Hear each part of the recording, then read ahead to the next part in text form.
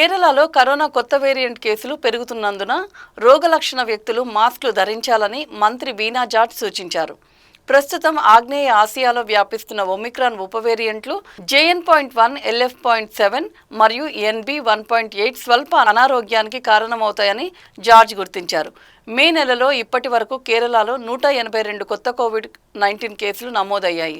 రాష్ట్ర ఆరోగ్య అధికారులు మాస్కుల వాడకం తప్పనిసరి చేశారు. వైరస్ పట్ల జాగ్రత్త వహించాలని పేర్కొన్నారు.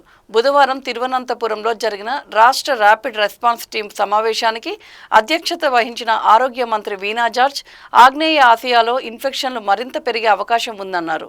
ప్రజలు అప్రమత్తంగా ఉండాలి, ఇతర దేశాలలో కేసులు పెరుగుతున్నాయి, మనం సిద్ధంగా ఉండాలి అని జార్జ్ అన్నారు.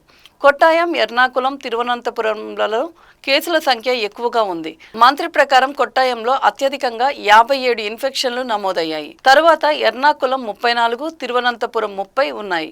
ఈ వారం ప్రారంభంలో మే నెలలో కేరళ మొత్తం కోవిడ్ కేసుల సంఖ్య 250 దాటింది. హాంకాంగ్, సింగపూర్, థాయిలాండ్లలో నమోదైన కేసుల సంఖ్యలో ఇది సమానంగా ఉంది. ప్రస్తుతం ఆగ్నేయ ఆసియాలో వ్యాపిస్తున్న ఒమిక్రాన్ ఉపవేరియంట్లు JN.1, LF.7 మరియు NB.1.8 ఎక్కువగా వ్యాప్తి చెందుతాయని, అయితే స్వల్ప అనారోగ్యానికి కారణమవుతాయని జార్జ్ గుర్తించారు.